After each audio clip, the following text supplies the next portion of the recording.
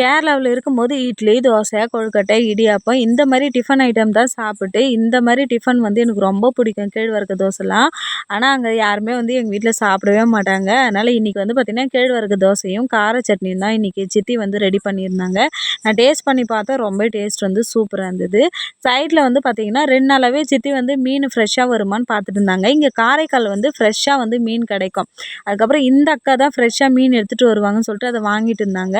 நான் இந்த மீன் சாப்பிட்டதே கிடையாது. இந்த கோலா மீனுன்னு சொல்கிறாங்க. அந்த மீன் தான் சித்தி வாங்கியிருந்தாங்க. நாக்கு மீன் வந்து 3, ஒரே ஒரு நண்டு மட்டும் எக்ஸ்ட்ரா போட்டிருந்தாங்க. நாக்கு மீன் வந்து நான் கேரளாவில் இருக்கும்போது நான் சாப்பிட்ருக்கேன். ஆனால் இந்த கோலா மீன் தான் வந்து நான் சாப்பிட்டதே கிடையாது.